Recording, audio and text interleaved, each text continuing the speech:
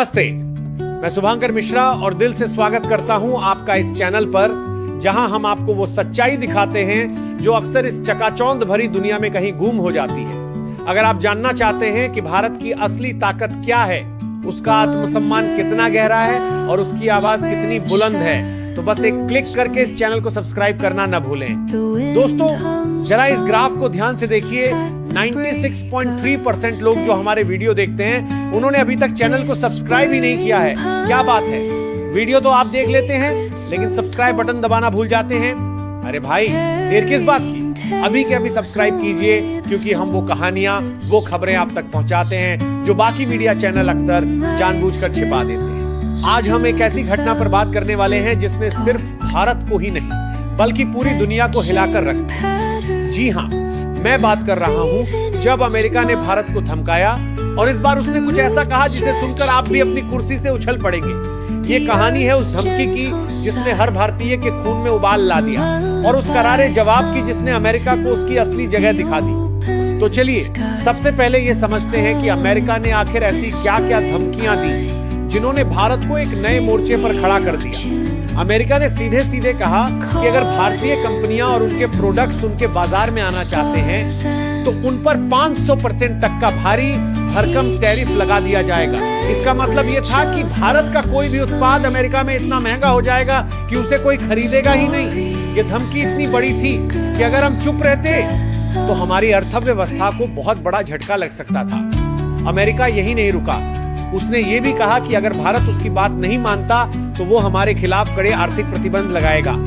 इससे हमारी कंपनियों को अमेरिकी टेक्नोलॉजी, निवेश और उनके बाजार से पूरी तरह बाहर कर दिया जाता। उन्होंने हमारे डेटा और टेक्नोलॉजी सेक्टर को भी नहीं छोड़ा। अमेरिका ने कहा कि अगर भारत अपनी डेटा गोपनीयता नीतियों को उनके हिसाब से नहीं बदलेगा तो भारतीय टेक कंपनियों को अमेरिका में कोई जगह नहीं मिलेगी। ये एक तरह से हमारी डिजिटल आजादी पर सीधा हमला था। मानो ये सब कम था तो अमेरिका ने हमारे कृषि क्षेत्र पर भी आंख दिखाई। उन्होंने कहा कि अगर भारत अपने किसानों को दी जाने वाली सब्सिडी बंद नहीं करता तो वो भारत से कृषि आयात पूरी तरह रोक देंगे। ये धमकी सीधे सीधे हमारे मेहनतकश किसानों के खिलाफ थी। अमेरिका ने हमारे फार्मास्यूटिकल सेक्टर पर भी दबाव बनाने की कोशिश की, जो पूरी दुनिया को सस्ती दवाएं देता है। उन्होंने कहा कि भारतीय जेनेरिक दवाइयों को अमेरिकी बाजार में सख्त नियमों का सामना करना पड़ेगा, यानी या तो हमारी दवाएं बहुत महंगी हो जाती या बिक ही नहीं पाती। ये धमकियां सिर्फ व्यापार तक ही सीमित नहीं थी, ये हमारे आत्मसम्मान, हमारी संप्रभुता और हमारी आर्थिक आजादी पर सीधा हमला था। अमेरिका को लगा कि भारत शायद इन धमकियों के आगे झुक जाएगा, जैसा कि वो दशकों पहले किया करता था। लेकिन वो भूल गए कि ये 2025 का नया भारत है, जो न किसी की धमकी से डरता है और न ही किसी के दबाव में आता है। जब ये धमकियां भारत तक पहुंची तो हमने चुपचाप सहने की बजाय ऐसा जवाब दिया जिसने अमेरिका को पूरी तरह से हक्का बक्का कर दिया। भारत का पहला तगड़ा एक्शन हमारे विदेश मंत्रालय के एक सधे हुए बयान से शुरू हुआ। इसमें साफ साफ कहा गया कि भारत अपने राष्ट्रीय हितों की रक्षा करना बखूबी जानता है और किसी भी बाहरी दबाव के सामने कभी नहीं झुकेगा। यह बयान इतना संयमित फिर भी इतना दमदार था कि अमेरिका को सोचने पर मजबूर होना पड़ा। इसके बाद प्रधानमंत्री की अगुवाई में एक हाई लेवल मीटिंग हुई। इसमें सभी ने एक बात पर सहमति जताई कि अब अमेरिका को उसी की भाषा में जवाब देने का समय आ गया है। भारत ने तुरंत एक मास्टर प्लान तैयार किया जिसे आत्मनिर्भर भारत का नाम दिया गया। इस प्लान में उन क्षेत्रों की पहचान की गई जहां अमेरिका भारत से सबसे ज्यादा मुनाफा कमाता था: फार्मास्यूटिकल्स, डेटा सेवाएं, कृषि उत्पाद और टेक्नोलॉजी। हमने तय किया कि इन क्षेत्रों में या तो हम दूसरे पार्टनर ढूंढेंगे या फिर अपना घरेलू उत्पादन इतना मजबूत करेंगे कि हमें अमेरिका की जरूरत ही न पड़े।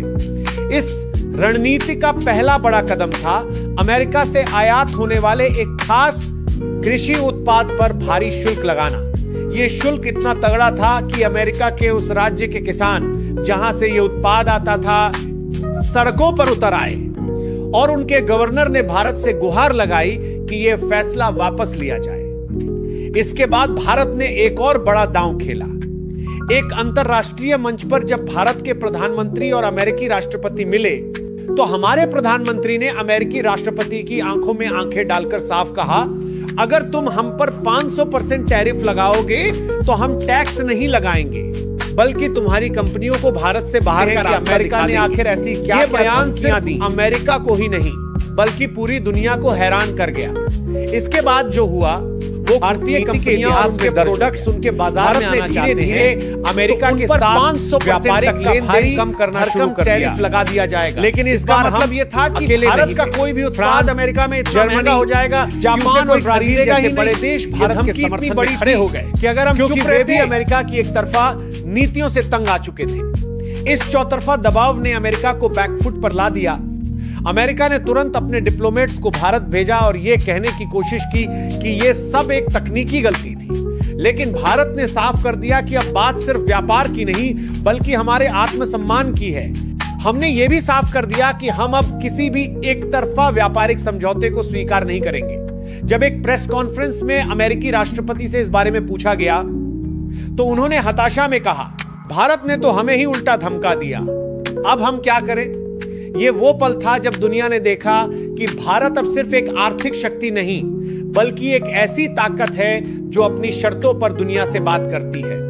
भारत, जिसे दुनिया की फार्मेसी कहा जाता है, ने तय किया कि वो अपनी जेनेरिक दवाइयों का उत्पादन और बढ़ाएगा और अमेरिकी बाजार के बिना भी दुनिया भर की जरूरतें पूरी करेगा।